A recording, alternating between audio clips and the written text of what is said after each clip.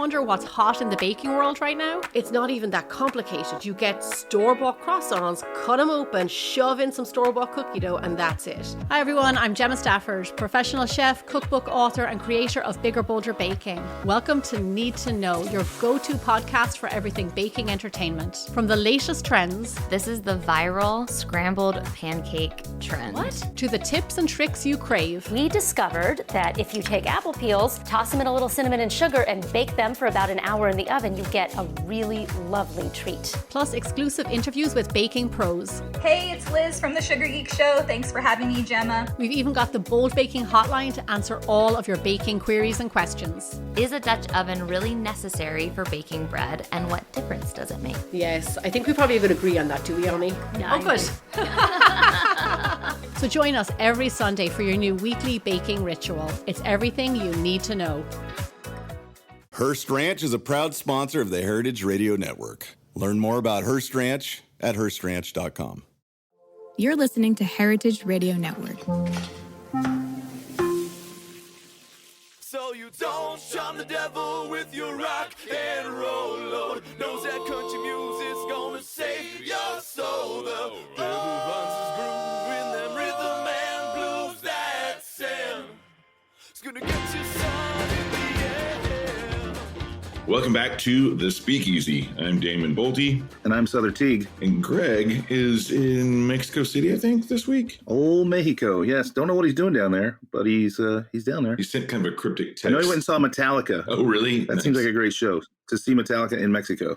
Oh, yeah, man. That's great. And well, not only Mexico City, like a densely populated place where people are really going to come out for the show. I bet it was a great time. Yeah, absolutely, man.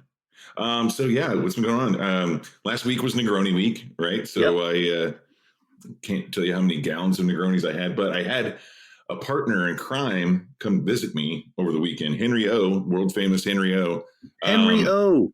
Yeah, he's on a world tour, and he, for those who don't know who Henry O, he's only worked in one bar. Although he worked at Grand Army at my bar. That's right. And he started as a bar back, but then immediately I was like, oh no, you're a bartender. This guy's got it. He did he went around to all his favorite bartenders and bars in New York City and just sat at the bar and observed and asked questions and, kind of like picked up all this, like the best training from all the best bartenders in New York City. And he spent some hours at Amore Margot for sure. Henry O and I became good friends over that time.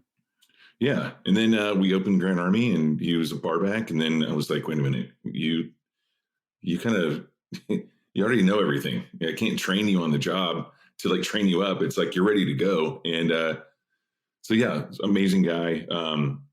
Just a real sweet person and very knowledgeable and just kind of guy who will do anything for you. So it was great to get to hang out with him. We ran around Marin County and just ate it and drank at every restaurant and ran them out of Negroni fixins. So that was good. Yeah, that's awesome. I mean, he stopped by Gus's a couple times and told me that he was going on this world tour. And world is right. He told me he's going through, he's stopping in Hawaii. That's where he left you to go to. And then he's going to Southeast Asia and traveling all the way around the world on his way back. But he said he's going to take a couple of months to do it. So super jealous of him for that. But the guy worked really hard to get where he's at. So I feel like it's for sure well-deserved. And a great guy. Plus, I know he's just going to come back with shitloads of stories and probably a whole gaggle of brand new friends. So good for him. Totally. Exactly.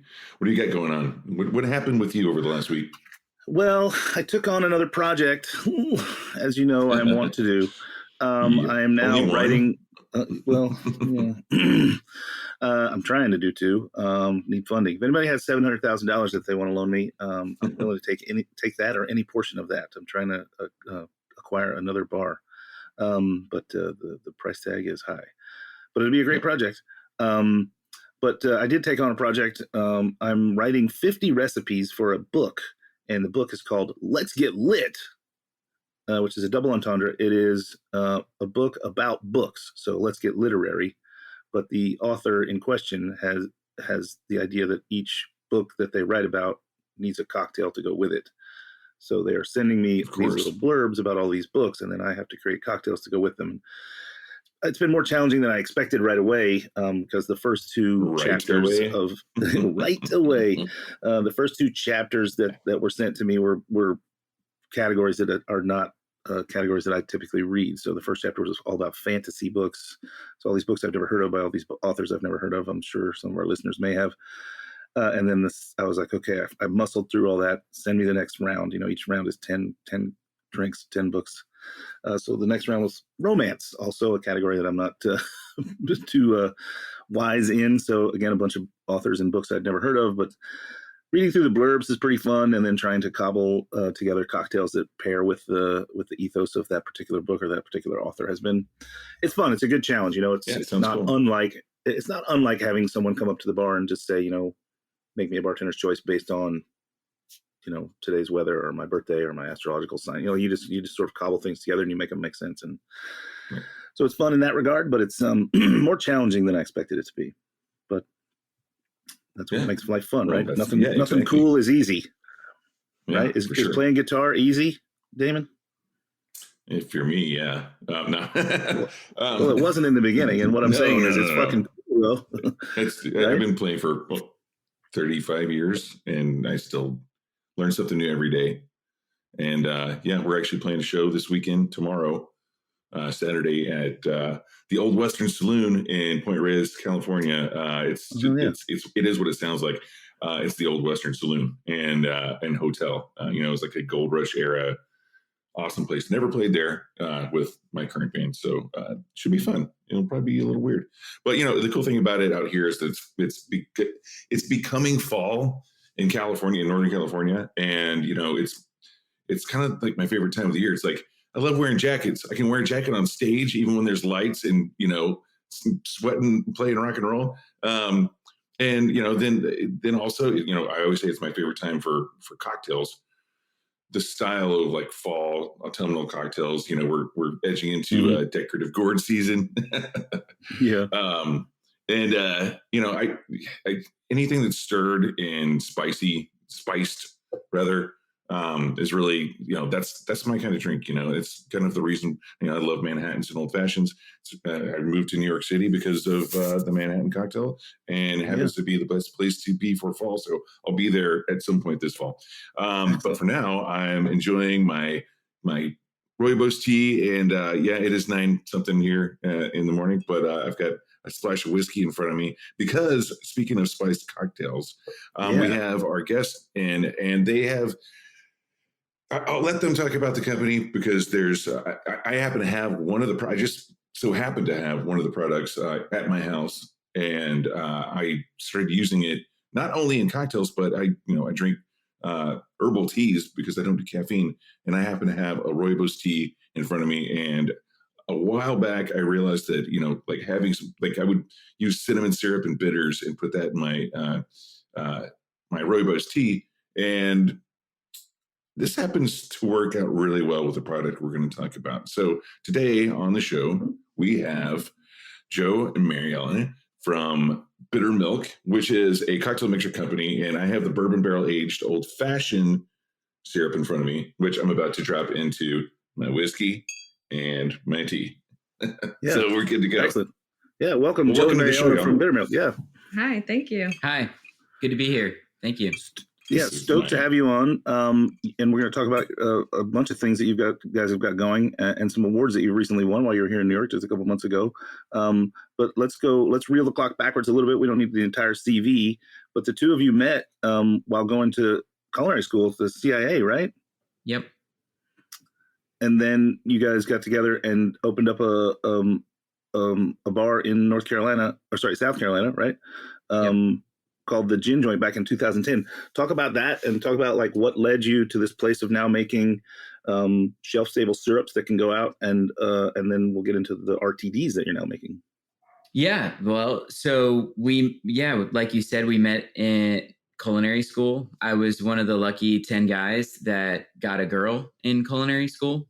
It's that heavily male population, and we decided to move originally to Palm Beach. We worked in some restaurants there. We ended up taking over my father-in-law's restaurant in Charleston, which was not a cocktail focused restaurant at all. He was a trained opera singer and he was a singing chef. So that was cool. A real, it's just like one of the most unique places you could ever imagine, and a very good learning experience in running a business and creating, kind of like a legacy. And we wanted to do our own thing, and we started the Gin Joint in 2010, like you mentioned. And we just, wanted to create a cocktail bar that was just all about craft cocktails. I mean, not before craft cocktails were a thing, certainly wasn't a thing in the South. And we just wanted to pay respect to ingredients. We grew up and started our careers paying respect to ingredients in food, and just being really particular about, everything you're using, how you're preparing it, and how it comes together, and how it is received by the guest. And we're like, man, we just want to do that behind the bar. And so that's what Gin Joint was all about.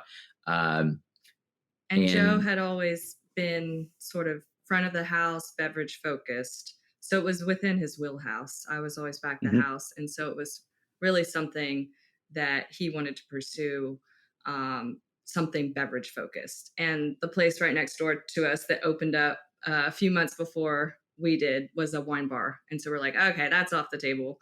What can we do now? And so, yeah, that's how the bar came to be. And then Bittermilk is sort of an extension of that. And this was a flip. You flipped your dad's restaurant into the Gin Joint. Yeah, so we lost the singing chef and Reyes. Right. Well, so we looked at a couple other spaces, and as you all know, it's just tricky starting a restaurant in a space, and so we kept going back to his spot, and he he wanted to retire. And so it was a great location. It was a good location. It's very small. And there was a decent amount of work that needed to be done to it.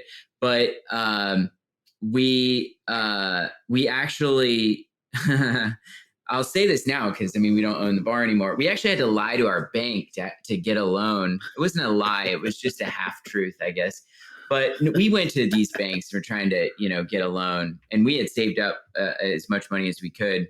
But we just needed a line of credit just to float us, during those first 6 months or something. And we one bank, I brought like these, this huge elaborate business plan showing like cocktail menus and like, look at these drinks, and this is the experience, cutting ice and, all this kind of stuff. And, even was like going to make drinks for them all, I'm just like, I want you to experience this, know what we're doing. And they turned us down. And then I was like, last ditch effort, a bank that my father-in-law had banked with for like 30 years.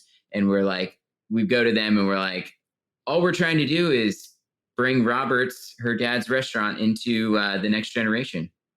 And that was it. Like, we're just doing a little upfitting to the space, and we're going to bring it into the next generation. And they're like, okay, here you go. Well, you didn't really lie about answer. that. It was kind of a, we were just very, very general about the situation. So, yeah. But so you ran the Gin Joint and you had some, pretty good acclaim, and you established yourself a nice reputation. What then made you say, I want to go outside the brick and mortar and get a product on shelves that I can deliver to the home consumer? And how did that process even begin? Like, I don't know how that process begins. Yeah, well, I'm going to just start that by saying I'm a blue collar worker. My wife is more intelligent than I am, and she can take away married up. Nice job. Kind of how that came to be. Well, we at this point we had 2 kids, young kids, and we were open till 2 a.m. We did Sunday brunch, which was awesome. but you close the bar at 2. That wasn't a very enthusiastic awesome. It was delicious.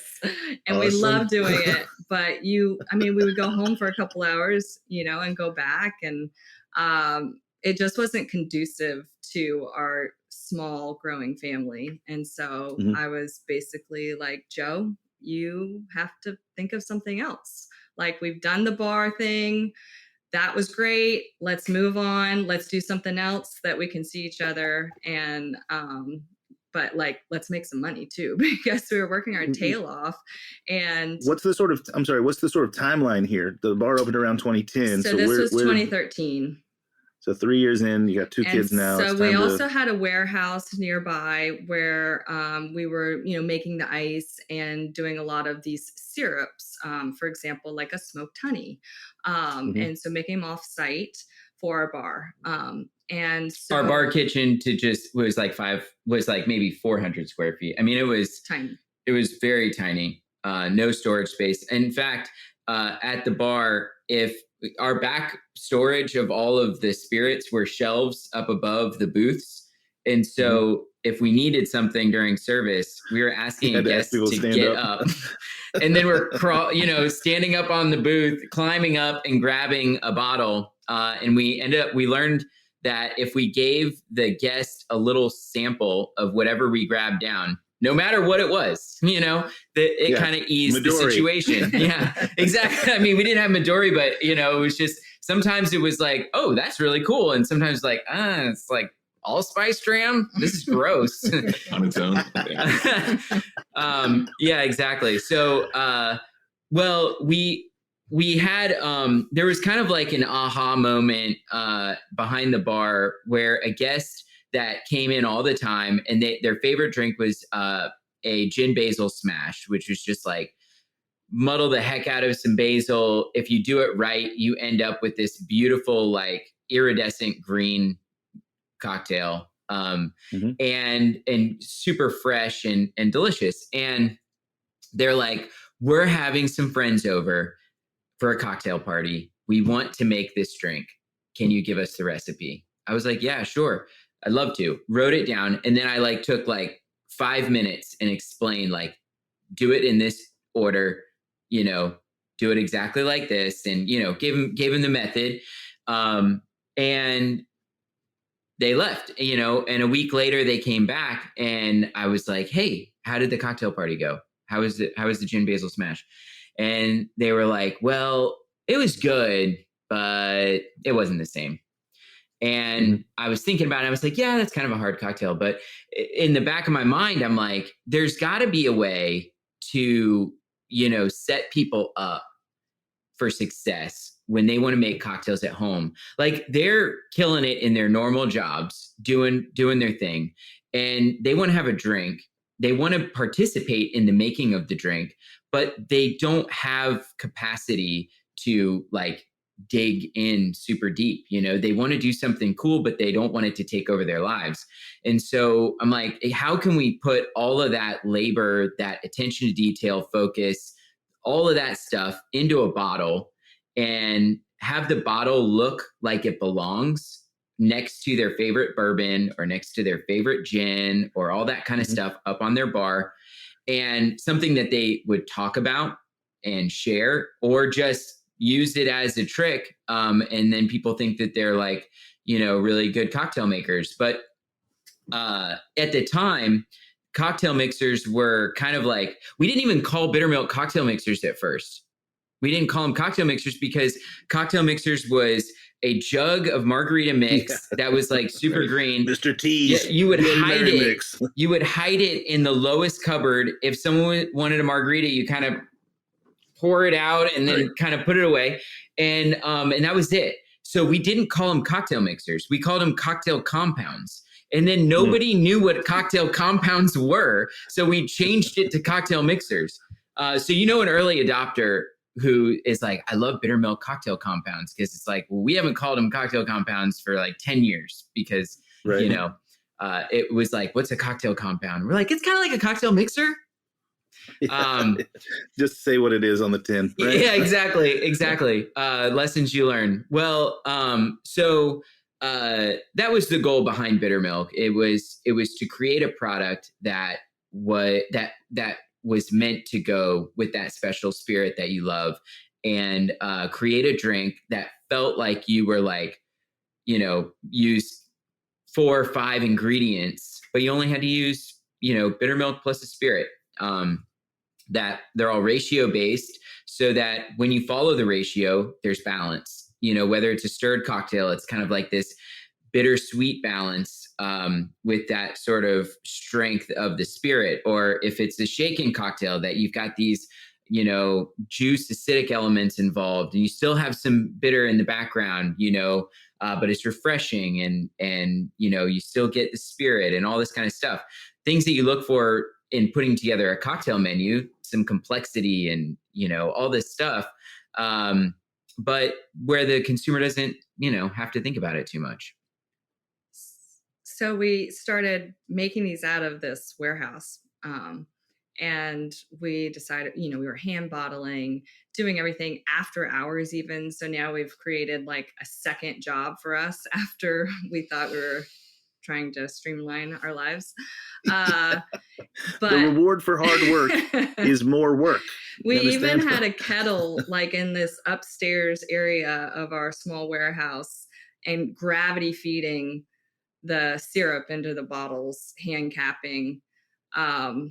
And so we ended up entering Garden and Gun Made in the South Awards with one of our very first batches of product. And it actually ended up winning. And we had released the product a month or so before entering this contest. And that's immediate success and recognition. Well, so we I'm sure literally what happened next? Right. Did you get overwhelmed? We went from like our moms ordering on our little website, and we get like 1 order a day. No, it was like 1 order a month. Like I remember MariElena had a chime on her phone. When we got an order, it would go, like an alert. It was like we would like hear that chime, and there was only one thing that meant. It meant we got an order, and so we never had heard it before. And then we heard it, and we're like, we got an order. How did somebody know to go on our website? And then it was like my grandma who lived in California, and I was like, that doesn't count. That doesn't even, we can't count that chime. But absolutely count. We got the notification. They like released it online to Instagram or something. That might have been before Instagram. I don't even know, but Facebook. It was something where they announced the winners, and immediately her phone started chiming and like didn't stop for like 45 days. We sold in that first 45 days. We sold 10,000 bottles of Bittermilk #1, and it was all individual ship. It was one bottle shipping to wherever, each person, they just got one bottle of what won. And, this feeling of elation, because you're like, wait, something I did is like cool. Like people like it. It got attention. What? Like people want to try it. People are actually buying it, and I'm not having to give it to them for free. And then you're like, it kind of sinks in where you're like, what, but how are we going to do it and get it to them? I have to pack these. I have to ship these. I had to make it. How do I print the labels? It was incredible. And, we had her sister was helping us. We had, like I would go get off work, go and bottle. I remember filling bottles of old fashioned at like 4 a.m. after having worked a closing shift. And at some point, like at like 6, I had fallen asleep. I like woke up and I was like, whoa, what am I doing? There's like all this, I'm like standing here leaning against the table, and I'm waking up like I'm in a dream. It was crazy, but we ended up getting them out, and and it was that little spark that kind of turned into a flame is what started our business, and what gave us an opportunity to really kind of make a product line grow. And since then, we have now 4 brands. We also manufacture cocktail mixers for a few distilleries, really cool distilleries. We have St. Augustine Distillery in Florida, which is a really fun experience. Pappy & Co. We age our old fashioned in Pappy barrels, and they sell that product through their channels. We are working with a fairly new distillery in Charlotte called Oaklore, making some cocktail mixers for them. So it's like grown into something that has been like really special. So we're really excited about it. Very cool. Yeah, I mean, you should be. Your success is paving the way for your future successes, right? Yeah, exactly. Hearst Ranch is a proud sponsor of the Heritage Radio Network. The Hearst family has been raising cattle on the rich, sustainable native grasslands of California's Central Coast for over 150 years. Piedra Blanca Rancho in San Simeon is the original Hearst Ranch, founded by George Hearst in 1865. George's son was the famous publisher William Randolph Hearst. In addition to being known for building the iconic Hearst Castle, William was, like his father before him, an avid rancher. In his words, "I would rather spend a month at the ranch than any place in the world." Thanks to one of the largest land conservation easements in California history, a joint effort with the California Rangeland Trust, the American Land Conservancy, and the state of California, the working landscape at Hearst Ranch will be preserved forever. Learn more about Hearst Ranch at HearstRanch.com. So when you were at CIA, I want to back up a little bit. I've worked with quite a few people who went to CIA, and I've been to the Copia one in downtown Napa, and we've done some, and I've done some cocktail events with them, somewhat recently over the past few years, and the people that I know that I've worked with in the past who went to CIA, they were chefs, but they also went through the whole wine. There's wine education. There has been for a long time with CIA, but now it seems that there's actually more of a mixology kind of connection, right? Am I right in saying that? I mean, Sother, you all three of you would know more than me because you're all on the from the culinary side of things. But I think that's really cool. That we were talking about the small kitchen and then the storage above the booths for your booze and stuff. To me, it's I've always loved an open kitchen because I like the front and back of the house coming together. Because when you think about cocktails these days and for the past 15, 20 years, I mean, they are very, very culinary, right? Yeah. And so, I mean, even when you watch Drink Masters, it's that show is not about bartending.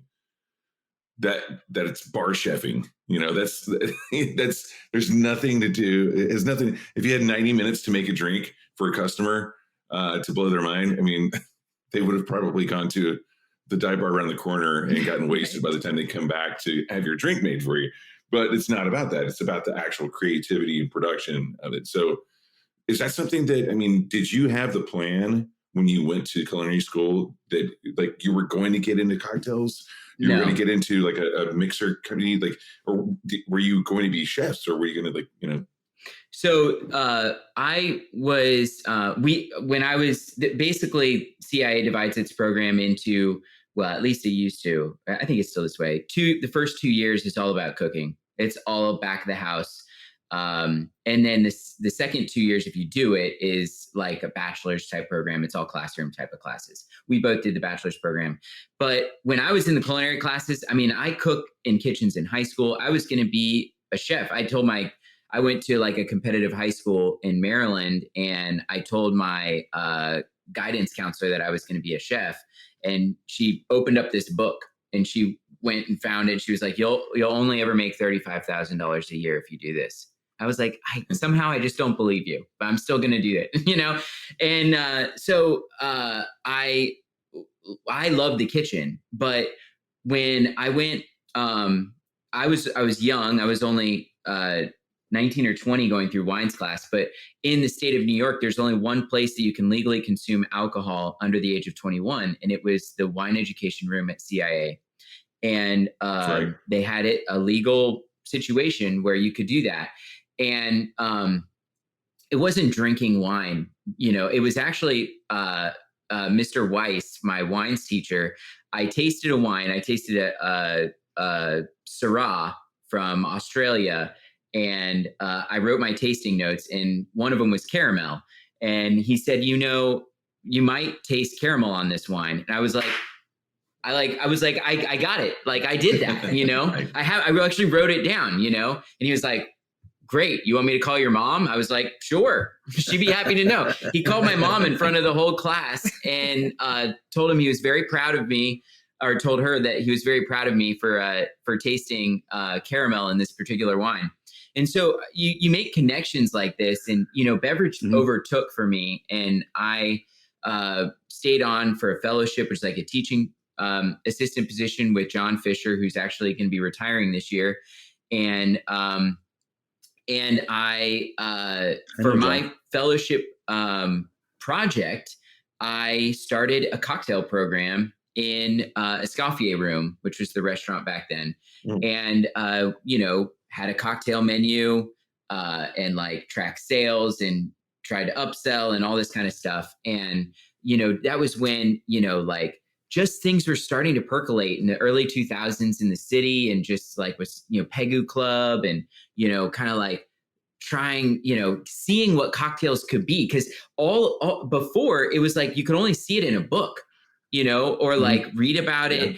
And it wasn't a thing that you could like go and experience. And so I was just fascinated by it. And I went through a period of time where it was just, pursuing kind of front of the house and wine education. But cocktails was always a big deal for me. When I never bartended, to be real, I was always managing in front of the house. The first night I ever bartended was the first night we opened at the Gin Joint, which I would not advise to other people opening bars.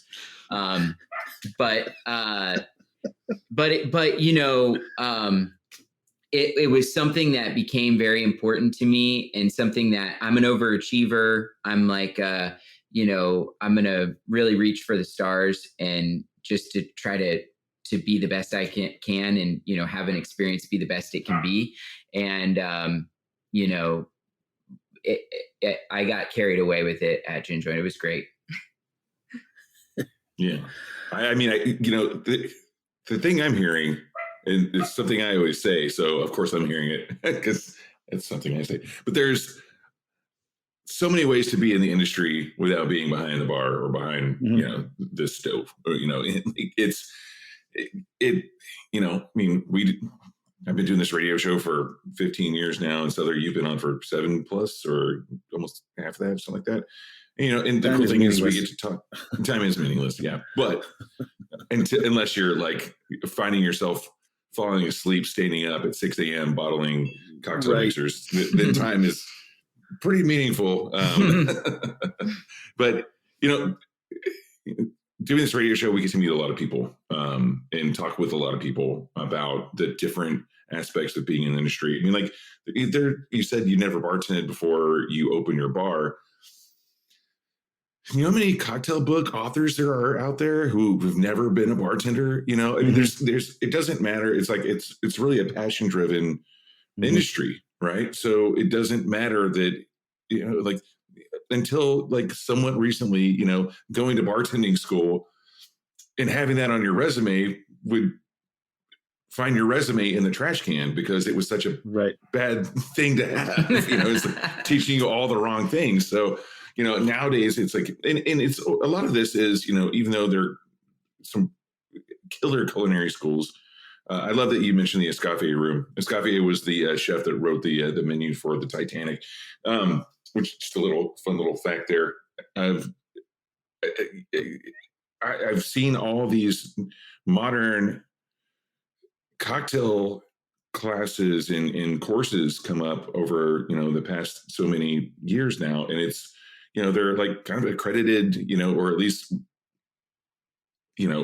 respected people who are putting these on. So it's like it's just changed so much, and it changed while you were in culinary school. Like from the time you went to culinary school, going into the restaurant biz, And then all of a sudden you're in the cocktail world, and you being in CA and being in New York City and going to places like you mentioned, Pegu Club and like Angel Share, those places that have been around for like, and Milk and Honey, the places that started in, like the earlier, even early 2000s or late 90s.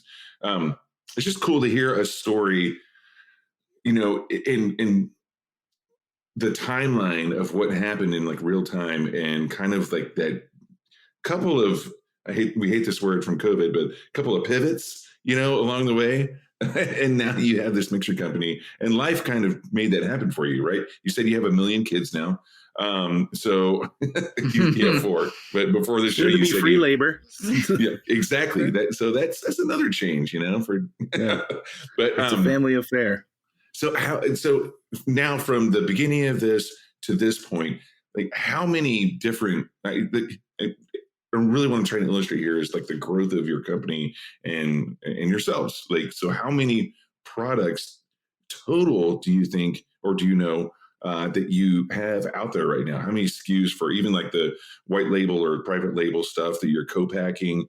I mean, it seems like you've got a lot. I mean, yeah, I know you have a production. It's between probably like 30 and 40 products. Wow. That's a lot. It's a lot. Bittermilk #1, to give you an idea, we probably bottle, but depending on what time of the year, we probably bottle between like 25,000 and 50,000 units a month of that product. And it's, if you told me that, back when I was like doing this, falling asleep, with the gravity feed, I would have been elated, but I probably wouldn't have believed you. But it's been a crazy road because, talking about kind of like our evolution from, going to culinary school and opening a business, that's one whole huge thing, because being a business owner is no joke. You have people that work for you that they're trying to provide for their family. And, there's it's a big maturing experience. Yes. And just like taking that one step is huge. I was 27 when we opened Gin Joint. So I was still like very thought I knew what I was doing, but didn't.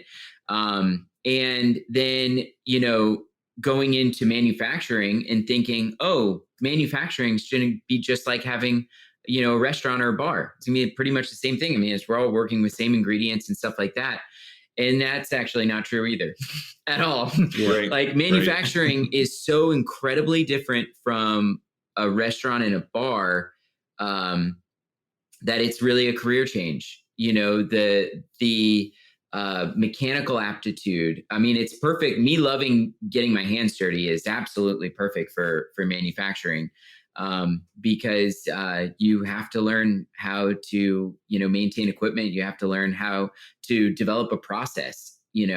Developing a process is extremely challenging. And making sure that a process is followed. It's easy when you're just making one little thing. It's in development, you have to sort of like stop yourself from making it in an easy way. You're like, no, I have to make it in the way that would be processed in with equipment and, on a larger scale. And, but it's also really cool. I mean, what I say for, our brands now is, yeah, we have a bar, but it's just an industrial bar. And we have equipment, that you don't have behind a bar, and it gives you actually opportunities to pull flavors and to do things that you literally couldn't do behind a bar. Right. And that's really, finding, your strengths and weaknesses, like in our manufacturing setting, taking a fresh herb, right. And like, turning it into a beautiful cocktail, a la minute with like froth on top and just like looking alive. That's not a strength in manufacturing. That's a strength in being right in front of someone at a bar using something that was picked that morning, and that's a beautiful thing. When we're not trying to take we're not trying to take away from that experience with what we're doing. But what we can do is we can say, we can refine a process where we're, for instance, taking sugar, and instead of just putting sugar in our old fashioned mix, we cook our sugar for 18 hours until the pH drops to 2.6, and we get this beautiful black, not too bittersweet sugar that has a viscosity of sugar, has, sweetness, but it's not cloying. And, it really elevates our, old fashioned. And just stuff like that. I mean, that's harder to do, behind the bar. No way to scale that down so I can do it behind the bar and serve old fashions all night, right? Talk a little bit about the new brands that are out there. So Bittermilk is the starter, but now you've got Tipplemans, Barcoop, Barcoop Bevy rather, and more to come, right? In Drinkmanship, yep. Drinkmanship's the RTD brand. Drinkmanship, yeah, okay. Yeah. So, Tipplemans is really a fun brand. It is syrups. So Bittermilk is mixers, and Tipplemans is syrups. So just a sweetener. And we like to just say like, hey, if you're making a daiquiri, just rotate through the syrups and you will have like, burnt sugar, falernum, or ginger honey. I mean, you have so many different, full-on different experiences from the same exact recipe, which is so fun. And then Joe wanted to bring Tipplemans to fruition because they are the type of syrups we were using at the gin joint. So sort of bringing it back to more on-premise use, where Bittermilk is a little bit more at home use. And so, that was sort of the idea behind that one. Yep. And then Barcoop Bevy, I had an interaction with, it's funny, like in different stages of your life, how you're friends with, a different community. So like when we're bartending, we're friends with, chefs and cooks and bartenders and everyone in the food business. And all of them thought Bittermilk was really cool. They're like, man, this is really great. And then we started becoming friends with basically our kids' friends' parents.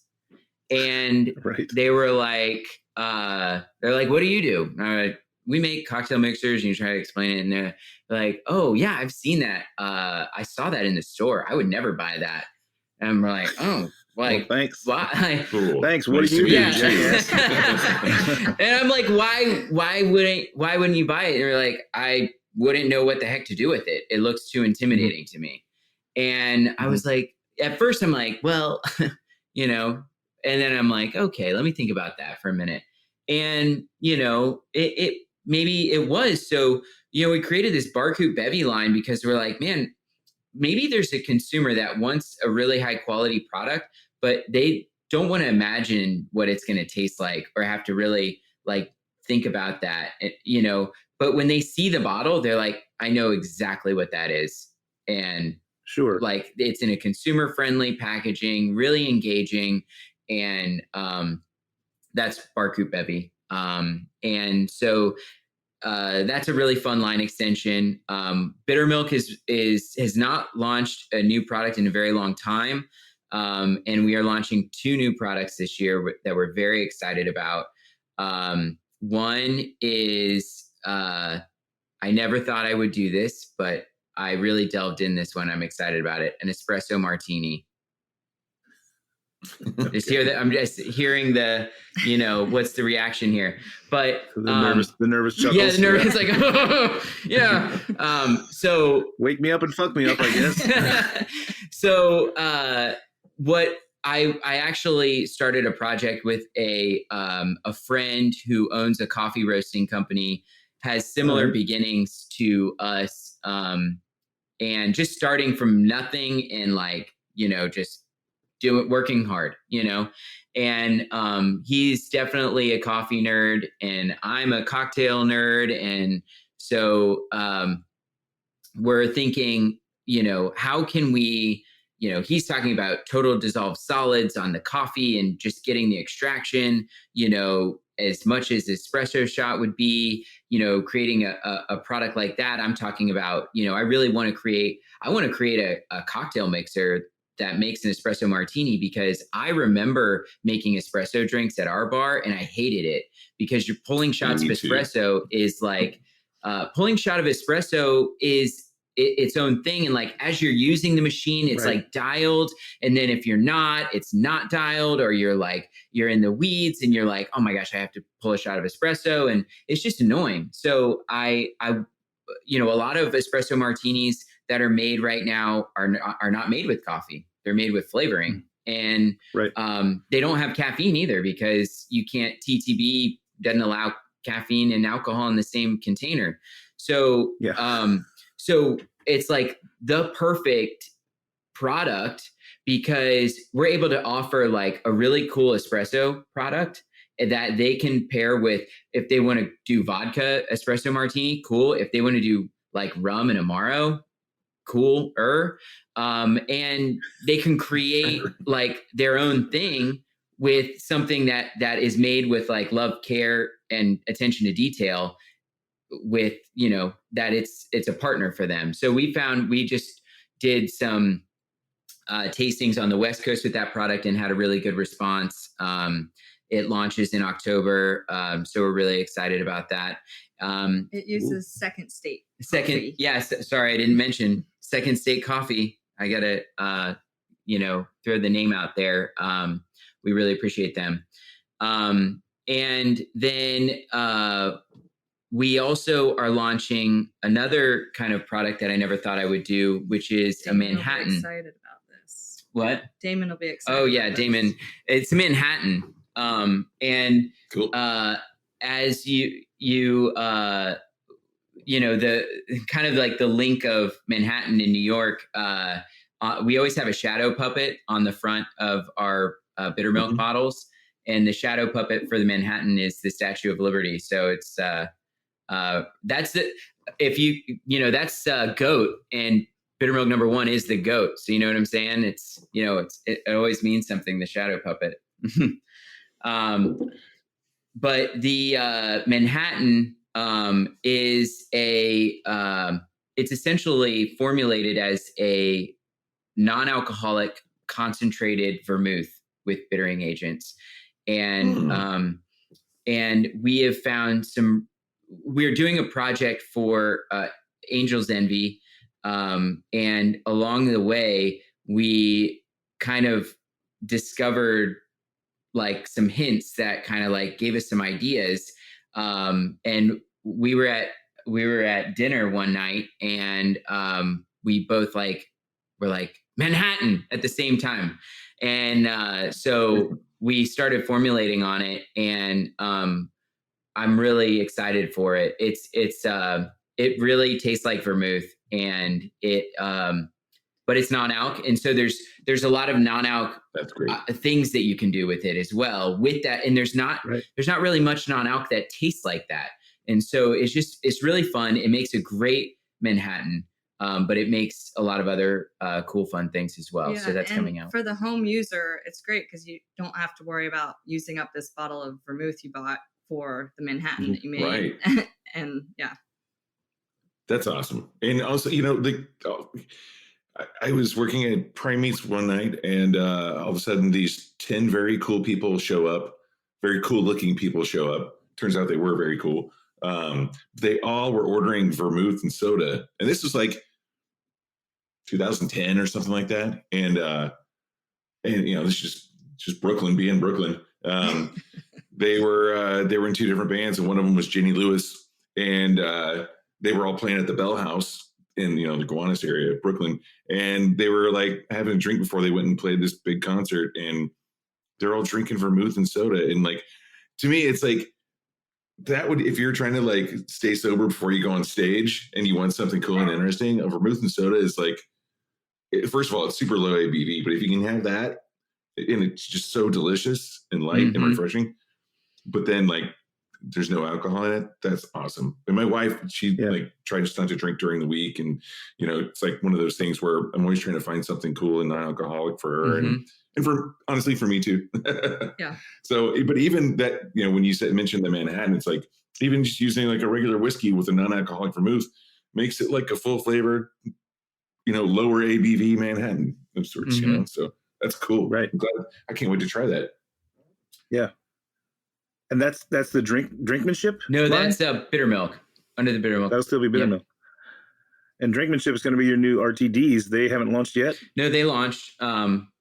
We launched those. And they're only really available in Tennessee and South Carolina currently. Got it. So Sean Brock's in charge of them or something, or like no, Sean Brock wouldn't be in charge. He doesn't drink anymore. I know. That's right. But I just know from like Husk being in those two states, it's like yeah. No, he actually, speaking of Sean Brock, I mean, talk about a passionate guy that has helped so many people in this industry, including us.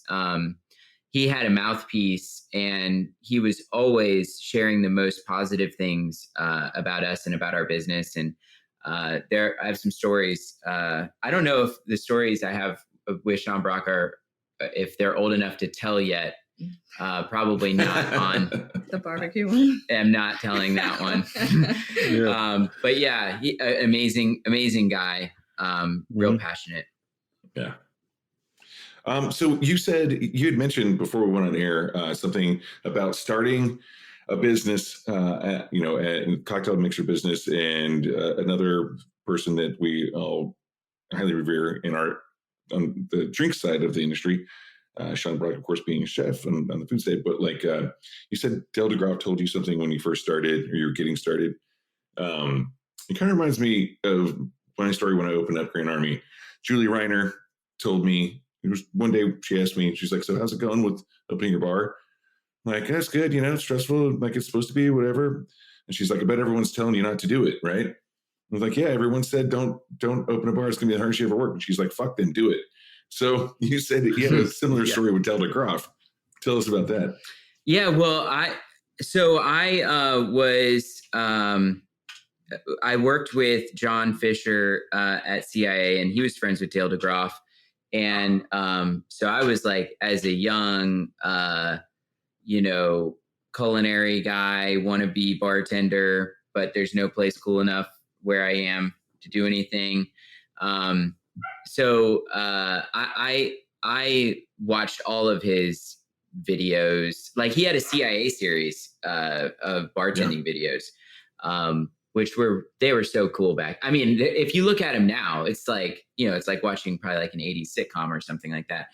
My kids would make fun of me for watching that. But to me, it was just like, it was so cool, just the advice he gave and how to do it. And he's like, and hey, when you're making cocktails, make sure your fingernails are clean, stuff like that. It's just like, these things. It's like, my father-in-law would say to anyone who are looking right at your hands the whole time. Yeah. He would say to anyone wanting to get into the restaurant industry to make sure they had comfortable shoes. It's just like something that, that someone who knows what they're doing, they can offer you solid advice. And so, he said, I was talking to him later on about, making mixers. He was actually at my bar at Gin Joint. And I was telling him that I was launching a mixers line, and that some of them were going to have citrus. And he's like, "We can't put citrus in a bottle. It's not fresh." And I was like, okay. Like, culinarily, I know what you're saying. Scientifically, citrus is a preservative. So let me work this out.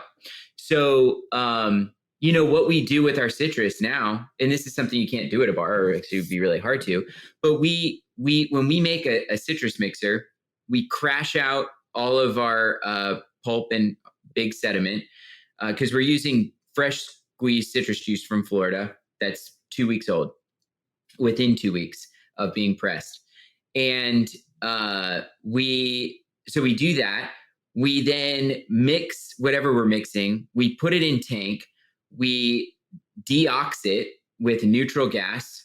Depending on the temperature of the liquid, it would either be CO2 or nitrogen.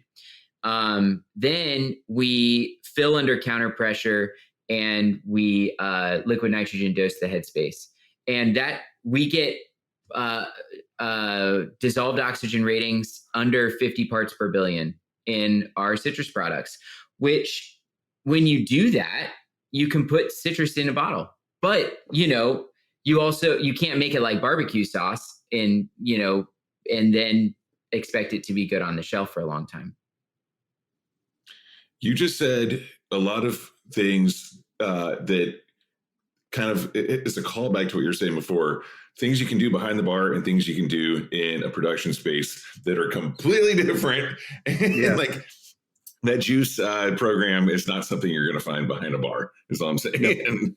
Yep. Right. So that's so interesting. Yeah, I think we're trying to bridge the gap with things like super juice and stuff like that. Yeah.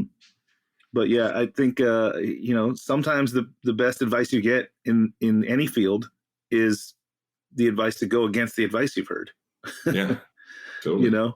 Everyone was telling Damon not to open a bar, and he did it anyway. And look at him now; he moved away from it. Oh. No, look at him now. Grand Army's a successful place that still crushes it. I swing by there some nights on my way out of Gus's.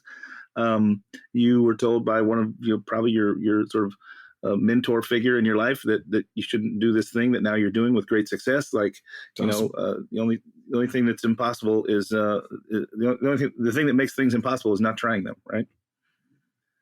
So you guys are out there crushing it. You got tons of success with what you're doing with Bittermilk and the other lines. I was going to ask just briefly, I know we're running out of time here, but and you kind of explained it as you talked, but I'd still like to maybe hear some thoughts on it.